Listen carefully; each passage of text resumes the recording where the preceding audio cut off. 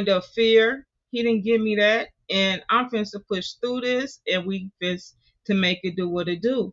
So I Googled um gangs in America in the United States, and this is what the statistics said today. And it's coming from the FBI. The FBI estimate that there are over 33,000 violent gang members, motorcycle gangs, and prison gangs in the United States. The Department of Justice estimate that there are at least 21,500 gangs and more than 731,000 active gang members in the United States.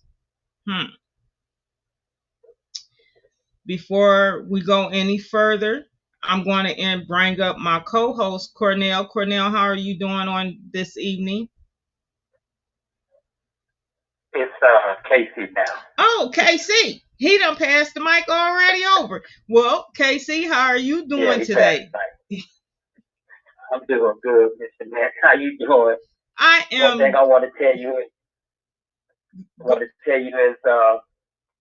self-control is one of the things that the Bible talks about, and it deals with how to deal with the anxiety.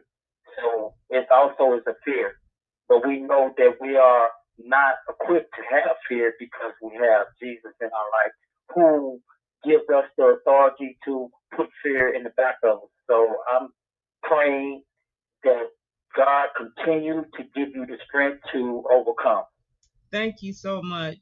I don't know, Well, it's just like every time I come on here, I just get this feeling in my stomach, and I just basically with me, I just basically want my voice to be heard because this is a subject talking being a voice for the voiceless, for the men and the women that's currently in prison on wrongful conviction is a very tough subject, and I really want to make sure that my voice is heard because I'm very compassionate about this. I just truly believe that should no person be in prison wrongfully for something that they didn't do.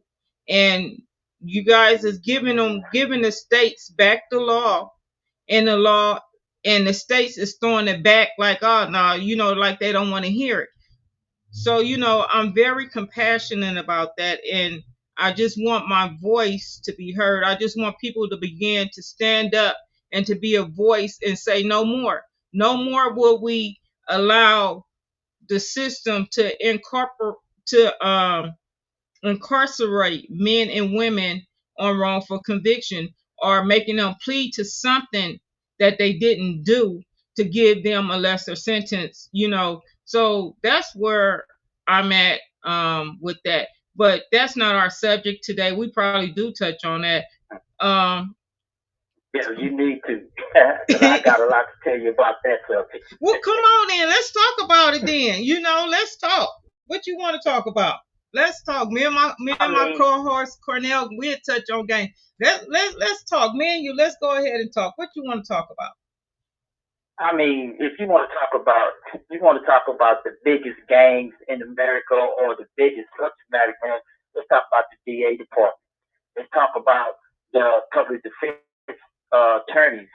Let's talk about all of that, because when you have individuals that you say are wrongly convicted, and when you have a system that only goes on to the percentage of winning and losing, because it's really not about the law, because they subvert the law, they subvert your constitutional rights, and they don't give you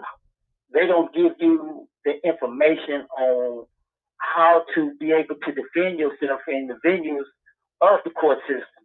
They tell you that ignorance is 9/10 of the law. But if you Right. don't know anything about the law and you don't know anything about how to interpret the law, you're going to be gobbled up by the law. They're gonna treat you like chowder. They're gonna treat you like feather. They're gonna grind you up and make fish bait out of you, or make dog food out of you. That's what the system does for you. And when you have individuals who fighting your conviction, like I've been fighting for 15 years on mine, on the giving me an attorney who wasn't even part of the attorney process to be selected to be my attorney. I had a lawyer that gave me this. Well, the lawyer that I had was assigned to me. Name was Alberto M. Gutierrez Jr. He was assigned to me to represent me. He told me that if I chose to plea bargain, that he could give me 25 years. That was a consideration that I wanted to do. However, this other attorney came